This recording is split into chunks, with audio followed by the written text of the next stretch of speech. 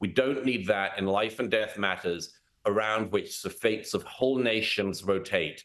We just need the best, whoever they are. And I wish that America got off this particular bandwagon and got off it fast. The recent event with former President Donald Trump has drawn many responses. Politicians, media celebrities, and the public have all responded. The incident happened during a campaign rally in Butler, Pennsylvania, where Trump was speaking. This tragedy has startled the country. Again, Douglas Murray, a British author, journalist, and commentator, is absolutely spot on. He gives his analysis of the Pennsylvania incident touching various areas. Well, like most people, I watched with horror in real time as it was happening. And it was reminded again, as all of us have been, of that terrible way in which history can turn on a few millimeters, as in this case, as in attempts to assassinate previous presidents of the United States. I still think that in some ways, because everyone's moving on to the political significance of this, there still isn't quite enough of a registering of how close America came to a situation that is almost unthinkable. Had the assassin's bullet been very slightly to one side, not only would we have had an assassination of a former president and a running candidate on live television, but the Republican Party, the Democrats, America as a whole, and therefore the world, could easily have fallen into an absolute pit of recrimination, retribution, and much more. History really does turn on such moments. And, thank goodness on this occasion, things are going in a better direction than they might have done. Yeah, he certainly was extremely, extremely lucky. Douglas Murray emphasized the gravity of the situation in Pennsylvania, likening it to historical assassination attempts on U.S. presidents. He noted the narrow escape from a potentially catastrophic event, which could have led to severe political and social turmoil in America and beyond. Murray stressed the importance of recognizing the fragility of such moments in history and the fortunate outcome that prevented a major crisis. Oh, I think there are huge questions to answer, and the Secret Service and its leadership has to answer them. I mean, everything like this will be analyzed probably for years to come. Who knew what, when, and so on. And almost immediately, you get feverish conspiracy theories from all sides about it. And those have to be dampened down by being answered. I think people should know what exactly went wrong here, how it went so wrong. I mean, it's easy to be, literally an armchair pundit on this occasion, opining on what they should have done better. And it's always very easy in hindsight. However, obviously, this is a catastrophic failure by the Secret Service. This gunman, as the days have gone on, it's become clearer and clearer that he was spotted by members of the crowd.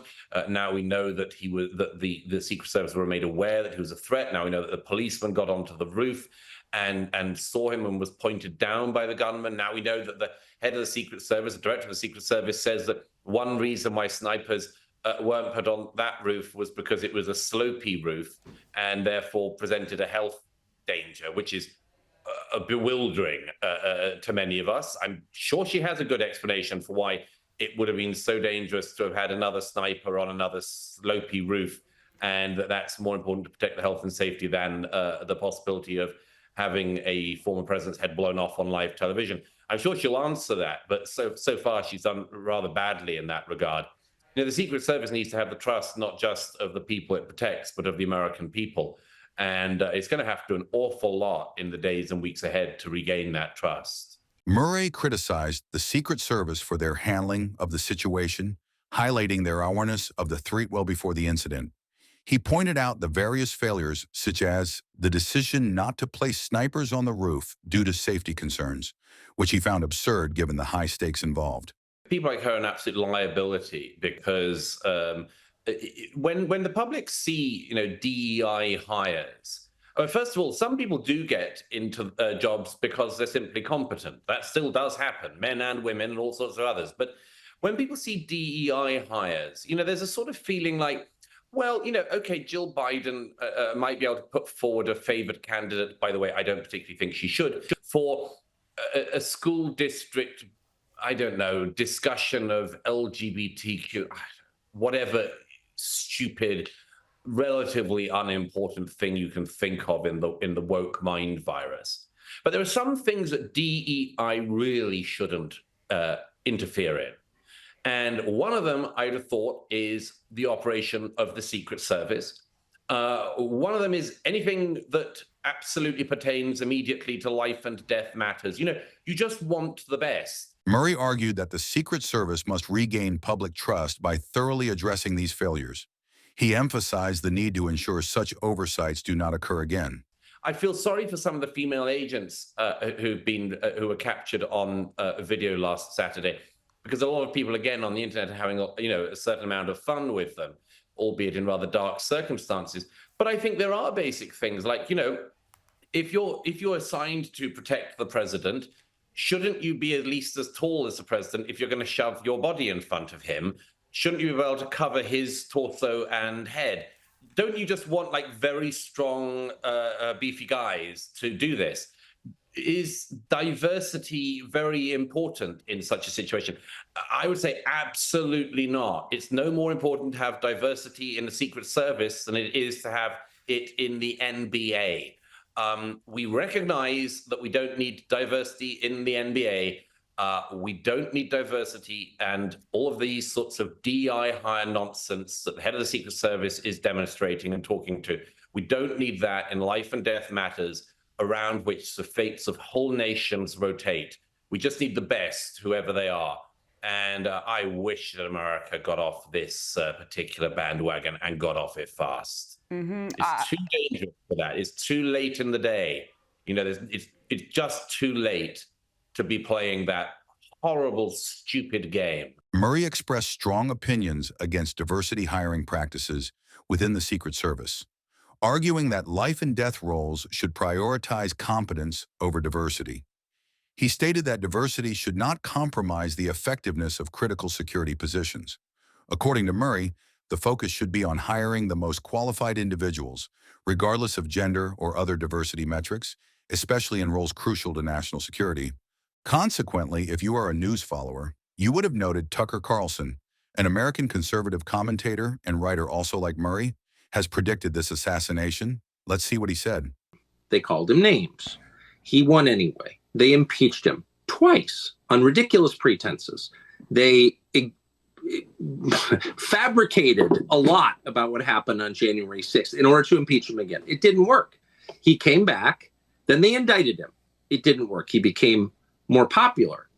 Then they indicted him 3 more times, and every single time his popularity rose. So if you begin with criticism, then you go to protest, then you go to impeachment, now you go to indictment, and none of them work, what's next?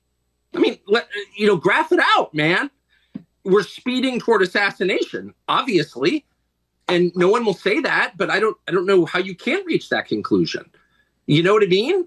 They have decided, permanent Washington, both parties have decided that there's something about Trump that's so threatening to them, they just can't have him. Is Carlson a soothsayer? His prediction has come to pass. Also, as seen on his page, Tucker took to his WI speech to give his take on Trump's assassination. Let's listen to what he has to say. Also, O'Reilly began by drawing parallels between the Pennsylvania incident and the 1912 assassination attempt on Teddy Roosevelt. He highlighted how historical events echo in contemporary times, underscoring the persistent nature of violence. This is a situation that has happened before in our history. Everybody knows that. Very similar, by the way, to what happened to Teddy Roosevelt in 1912, when he was giving a speech and somebody walked up and shot him in the chest. The speech paperwork was inside his jacket, saved his life. And Teddy went on and completed the speech. And it was the same kind of madness that we are experiencing now, more than 100 years later. And it's never going to stop. So when you hear people in the subsequent days say, oh, this or that, or rifle this or gun that, it's never going to stop. Haters are haters. They'll find a way to commit violence. And the government can't control it. And that's the truth. O'Reilly emphasized that violence driven by hate is an unavoidable aspect of society. He suggested that despite government efforts, those intent on causing harm will always find a way. Now, the logistics of it all, as we are in airtime, it's the would-be assassin has been shot to death by the Secret Service. He was outside the perimeter of the rally. He was on a building. And apparently some people saw him climb up to the top of that building with a rifle and tried to get the attention of police, but were unsuccessful. That will all be investigated in subsequent days, as will who the guy was and whether he had any help. And it'll be fascinating to find out who the would-be assassin actually was and if there was anyone else involved. Secret Service did what it could do. I do believe that there's going to be scrutiny on the service for not making sure that the buildings surrounding the site were clean. But again, that's not vital tonight. All of those things will reveal themselves. What is important is a reaction of Donald Trump, President Biden, President Obama, and the American people. The commentator detailed the Secret Service's actions during the incident, including the shooting of the would-be assassin. He acknowledged their efforts, but noted the need for further scrutiny regarding their preventive measures. So we'll start with Mr. Trump. And you saw it, the blood on his ear, a couple of inches from death, headshot. He said from the hospital on Truth Social, quote, "I want to thank the United States Secret Service and all law enforcement for their rapid response on the shooting that just took place in Butler, Pennsylvania. Most importantly, I want to extend my condolences to the family of the person at the rally who was killed, and also to the family of another person that was badly injured. It's incredible that such an act can take place in our country. Nothing is known at this time about the shooter, who is now dead. I was shot with a bullet that pierced the upper part of my right ear. I knew immediately that something was wrong in that I heard a whizzing sound, shots, and immediately felt the bullet ripping through the skin. Much bleeding took place, so I realized then what was happening. God bless America." A factual statement. All right, no rancor. I believe that Donald Trump, as anybody would be, is angry and very, very sad. And there may be another wounded civilian as well. We're trying to get the details on that. So the first one to react on the Democratic side was former President Obama.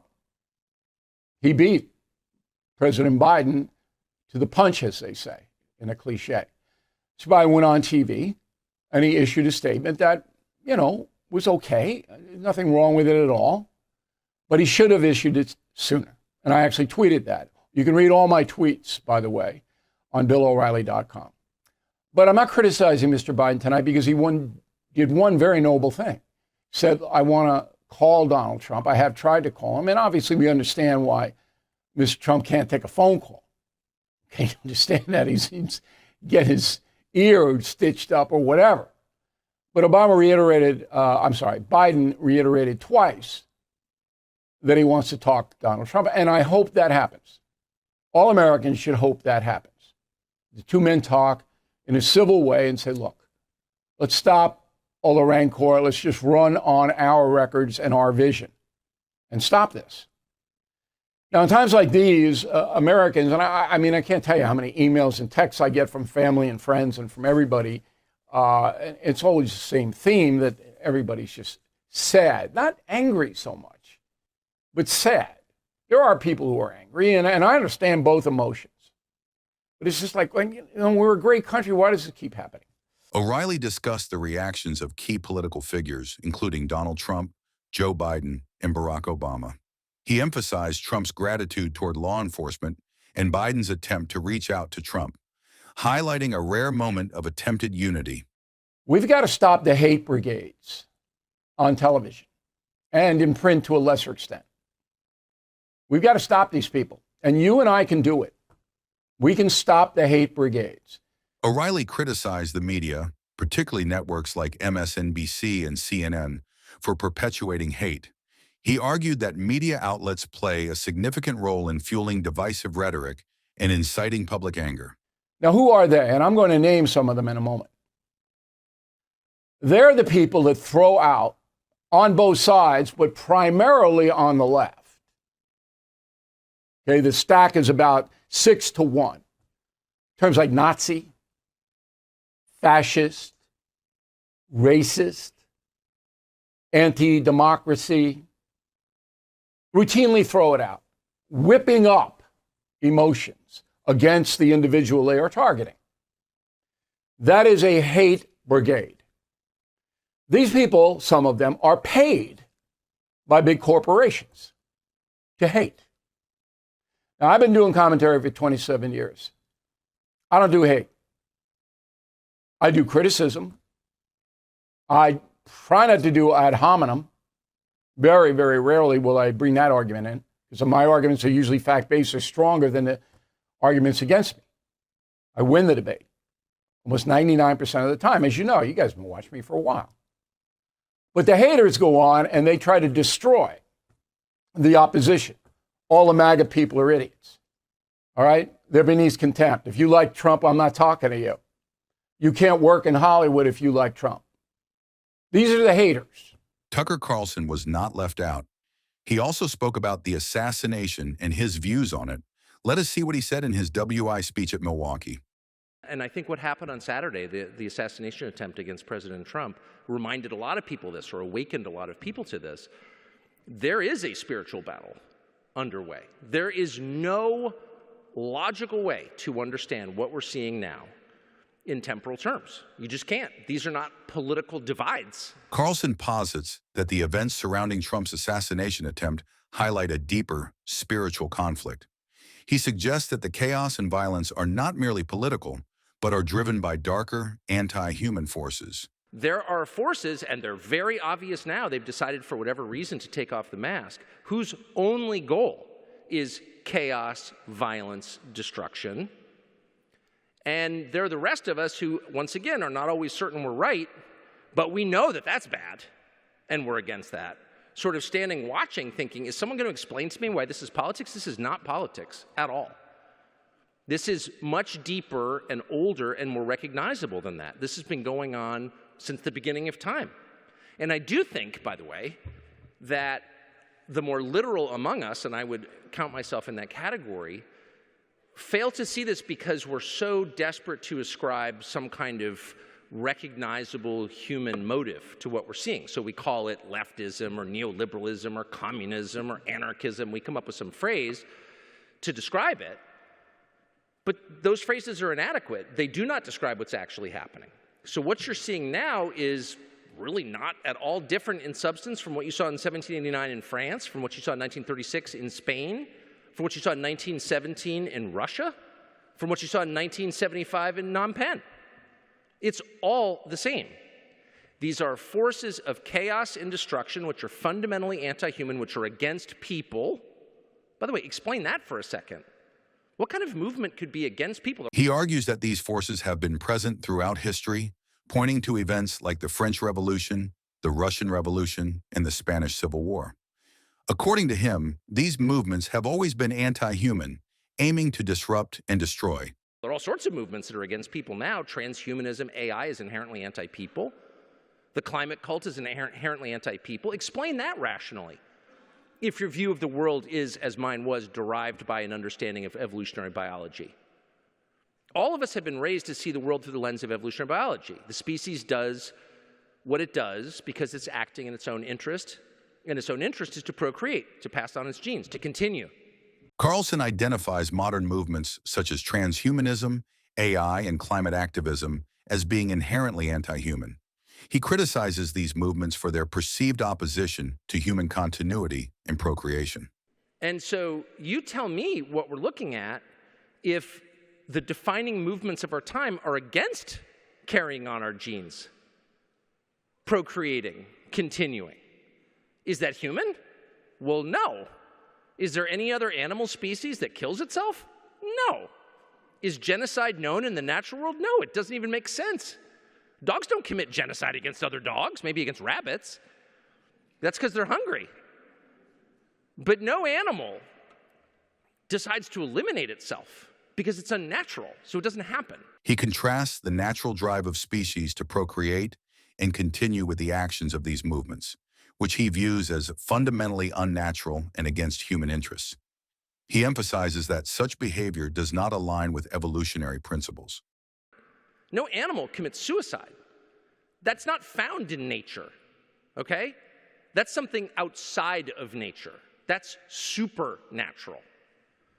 And that's what we're seeing, but it's also what we've seen again and again and again throughout history. There are forces within every society, because they reside in the human heart, that are against people. They are dedicated to the destruction of people and the civilizations that people build.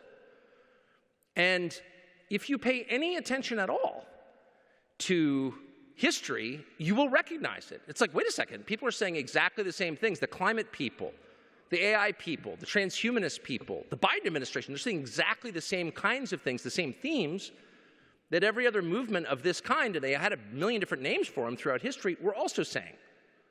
That's the first thing I noticed. The second thing I noticed is, what do all of these movements over the past 2,000 years have in common? Who do they hate most? As you can tell by what I said about J.D. Vance, I think you learn very much by taking a look at who's mad at whom and about what. So if there's something that threatens you, pay close attention to what makes them angriest. It's certainly true in my business, which is the speech business. What are they trying to get you not to say? What are they punishing you for saying? Those are likely to be the truest things. Not the falsest things. It's not misinformation. It's not disinformation. It's truth. That's why you hate it, obviously. It's obvious now. It took me about 10 years to figure this out. I'm not a super genius.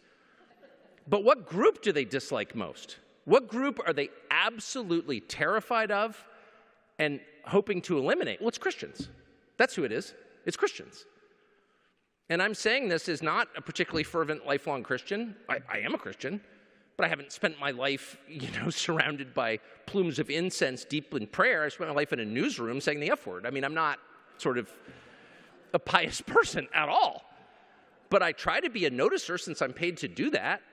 And the group that makes them angriest, triggers them most, I guess we would say now, is Christians.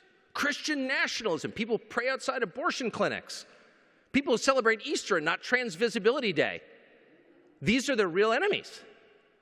But that's been true in every revolution in the past 2,000 years. It was true during the Cultural Revolution. There weren't many Christians in China. They were the first to be killed. It was true in the French Revolution. They beheaded nuns. What did the nuns do? Were the nuns really an impediment to progress? No, the nuns existed. And they pledged a higher fealty to Jesus. And that was their crime, and for that they were killed. It was true in the beginning of the Spanish Civil War.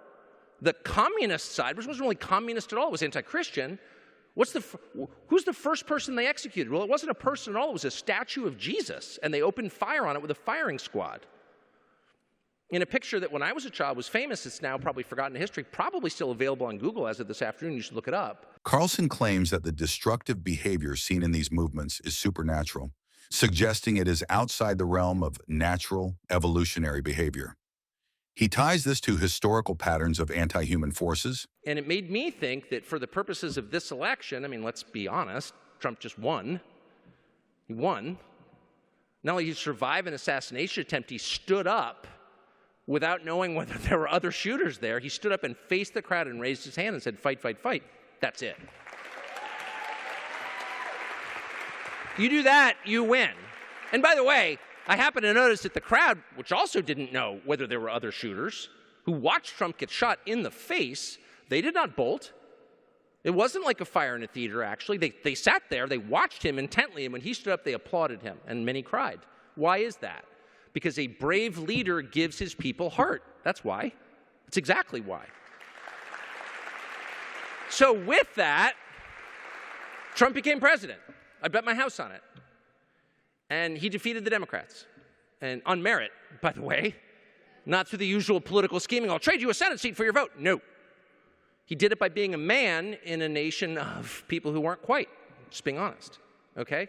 He acted like a man, the kind of man I respect, and I think every person feels this way, every person, no matter what you think of Trump. Because leadership isn't actually all about, the way you talk. It's about how brave you are. That's what people want. They want a brave leader.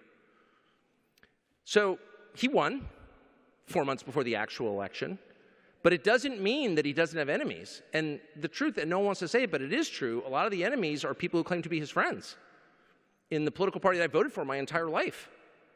And they seek to subvert him. And they seek to channel the energy into a super dark direction. And above all, He discusses the resistance Trump faces within his own party, suggesting that many Republicans are opposed to him. Carlson believes Trump's bravery during the assassination attempt has solidified his leadership and predicts he will win the upcoming election. I'm just telling you, it's the last thing I'll say, and I'm sure this is like very upsetting to everybody, but it's just, I just saw it. What do they care about? What do you want to know what they care about? They only care about war, that's it. That's what they care about. They don't care about immigration, obviously, at all. Our country's being colonized by the rest of the world, no problem. They don't care about the economy, they're insulated from it. They don't care. And they certainly don't care that Trump has a naughty mouth, said something, untoward off camera. They could care less. These are filthy people, right? Yeah, they're offended. No, they care about war. They want the power to kill. That's it. And that's the power, of course, everyone who wants to be God seeks to possess. That's why human sacrifice was the thing. I have the power to kill. Only God has the power over life and death. And that's the power they want. And Trump has stood in their way. Imperfectly. Carlson asserts that the true motivation behind much of the political opposition to Trump is a desire for war. He claims that both Democrats and many Republicans are primarily interested in maintaining the power to engage in military conflict. But Trump's the only president, since Jimmy Carter, most of my life, who hasn't committed us to a brand new war. That's what they hate about him. And that's what they were trying to change over the last couple of days. I saw it. That's all they cared about. And they lied about it, of course, and said all kinds of things that are like insane and totally untrue. But that was the motivator right there. And when Trump came out in 2016 and said the Iraq war was a mistake, which was very obvious to those of us who were in Iraq while it was going on, it was like news to nobody. It was shocking in Washington, and that was the point at which they sicked the FBI on him. They started bugging him. They decided we cannot have this guy because he was trying to limit their most important of all power, which is to hurt other people. And so you should just know this. That's what the stakes are. I think he's going to win. I think it's going to be really important to rolling back some of this insanity. But, there are a lot of people who have other agendas, and you should just be aware of that. Thank you so much for letting me spoil your afternoon with that stuff. Here, Carlson emphasizes that Trump's resistance to starting new wars is what makes him a target. He believes that this stance is what distinguishes Trump from other political leaders and is the primary reason for the intense opposition he faces. Well, there is more to take on what has just happened to Donald Trump. Some have a contrary view on this event, but the deed is done. What's your take on this?